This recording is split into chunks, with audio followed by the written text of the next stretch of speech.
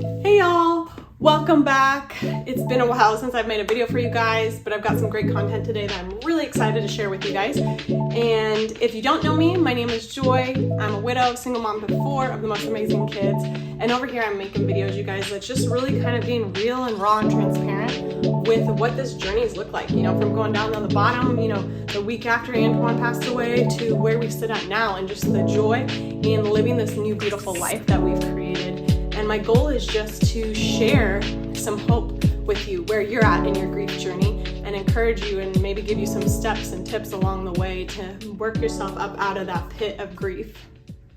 Vulnerability is something that I've shared. You've probably heard the word a lot of times in my videos, and it's where I'm going to start today, getting really vulnerable and sharing on a topic that I have not covered and had not brought up in my past videos, but I felt that it was a big piece of truth and something that needed to be covered, because if I had experienced it, I was sure that there's other widows, widowers, those walking through grief with their close family or friends that are experiencing the same thing. So my heart is just going out for you guys, the ones who are walking through grief today, who didn't experience it in the clean, easy, normal way. What if you experienced grief and your story isn't as pretty? What if there was more bad days than there was good days with the relationship of the one you loved and lost? What if you walked through it with mental health issues or abuse or fighting or just a lot of toxicness in your home? Maybe you weren't even speaking with the individual before they passed away, or maybe they still are on this side of earth with you, but it's so unhealthy that they can't be in your life anymore, and you're grieving that person because you've made some safe boundaries and taken that person out of your life. You know, you out there, that's who I'm speaking to today. I want to speak to those hearts, and I'm going to get raw and honest and share just the reality is that relationships are messy and they're hard. And so I'm assuming that there's probably a good handful of people out there that you feel, you know, that, well, they passed on, right? This is someone I love and they passed on. And so we get stuck, caught up in this whirlwind of glorifying the person because they're gone now. And so we just want to grab all the good memories, which is beautiful. You should remember the good things and cherish the good things and hold on to those and make a point to talk about those and, you know, remember that. But what if it wasn't all good? What if it wasn't all sunshine and rainbows and happy stories? Was there hard stuff? Was there unforgiveness? Was there painful trauma and toxic abuse and different things that you have inside that person who's gone now, you know, put on you? What if their sins have caused you pain and brokenness? And I wanted to address that today because I know for myself in the beginning, I definitely got caught up in that whirlwind of just being like, we're just going to focus with the good and the positive. And I did some self work by myself with a journal of like really going through some of the pain and the toxicity of what pain, brokenness, abuse, trauma that was in my marriage. But that wasn't good enough. I knew that I was leaving out a lot of truth in these videos, and I knew that there's other people out there hurting. And so that's what kind of drove me to this.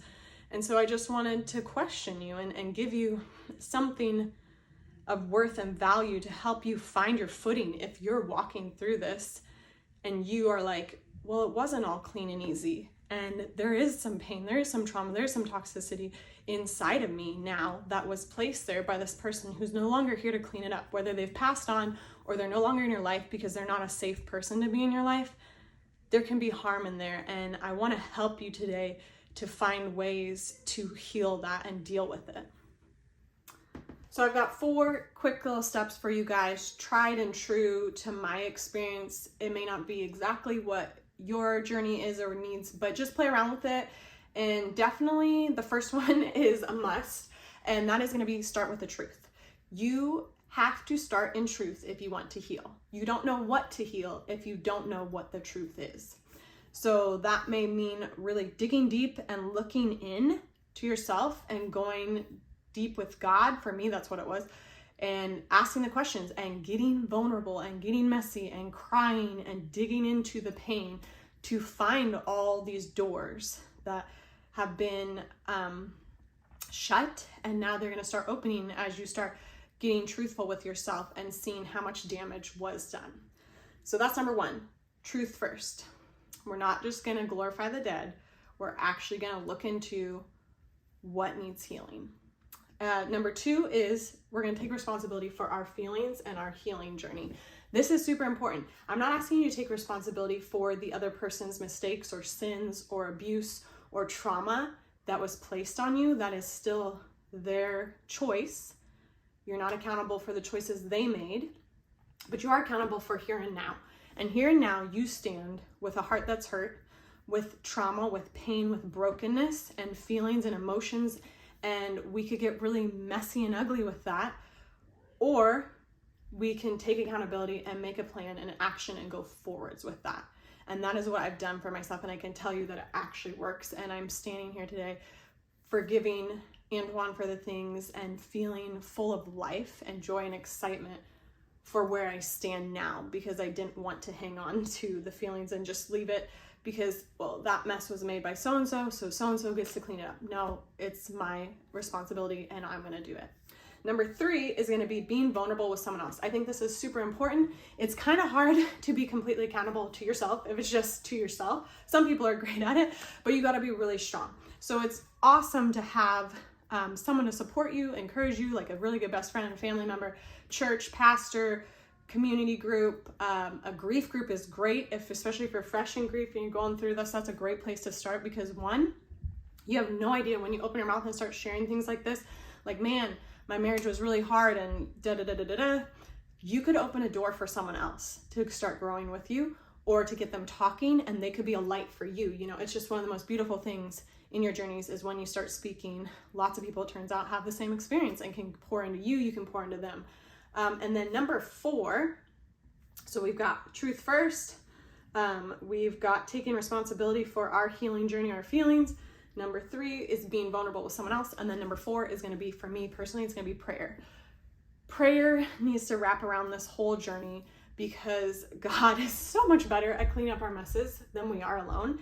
And when, from my personal experience, when I've opened up doors and really start going deep, I'm one who's like, I want to clean out everything. I'm going to jump in, Lord. I'm going to go for my soul, my heart, my mind, and I'm going to go all the way down to my toes and clean it out with you, God. And not that I do a perfect job. There's always like messes that I go back and have to fix, but I want to go everything. I want to go all in with God, because I know that my God is a God who heals. My God is a God who restores. My God takes the broken and turns it into something so beautiful beyond imagination.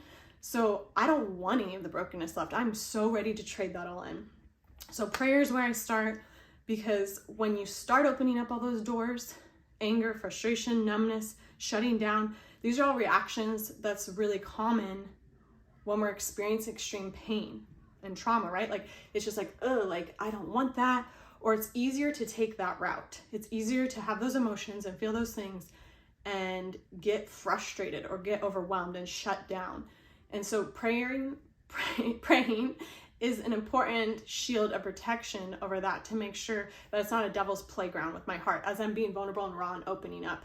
And I was blessed that I had a lot of good supportive people and good grief groups and pastor and church and all these things that I knew when I was opening up that this was going to be a dangerous place. And so just make sure that there's lots of good surrounding that, lots of protection and love surrounding that as you're opening up that vulnerability, because at the end of the day, you're here to clean it out. You're here to grow. You're here to heal.